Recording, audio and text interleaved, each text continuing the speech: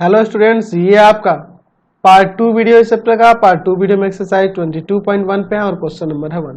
कह रहा वक्र y बराबर एक्स स्क्वायर, रेखाओं x बराबर 1, x बराबर 2 तथा x अक्ष से घिरे क्षेत्र का क्षेत्रफल ज्ञात कीजिए। तो देखिए, जब भी आप इस एक्सरसाइज के क्वेश्चन को बनाओगे, ध्यान रखना सबसे पहले उसका आलेख बनाएंगे। आलेख बनाने से क्वेश्चन बहुत ही आसान हो जाता है और उसको समझना और भी ज्यादा सरल हो जाता है। ठीक है, तो आलेख बनाना बहुत ही ज्यादा जरूरी है, इसमें ध्यान रखना। ठीक है, तो पहले इसका आलेख बनाना हमेशा एक्स डैश वाई डैश।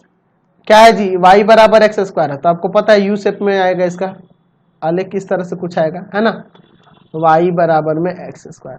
अच्छा, x बराबर 1 कहाँ से जाएगा, x बराबर 1 और x बराबर 2 है ना, तो x बराबर 1 कहीं यहाँ से हो जाएगा और x बराबर 2 की बात करें तो यहाँ से चला जाएगा।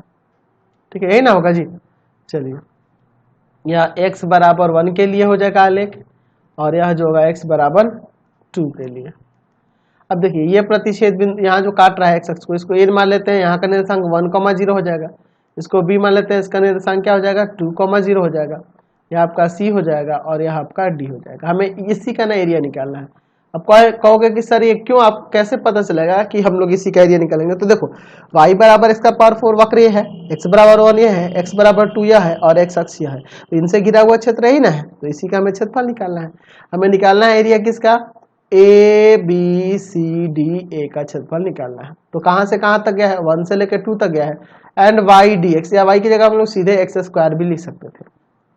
चलिए, 1 2 एक्स स्क्वायर डी एक्स। चलिए, तो एक्स स्क्वायर का इंटीग्रेशन तो पता है, एक्स का पावर 3/3 और कहाँ तक ले जाना है 1 से 2 तक।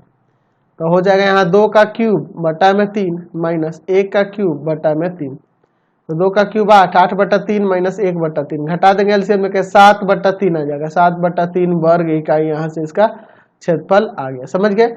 चलते हैं अब अगले क्वेश्चन की ओर। क्वेश्चन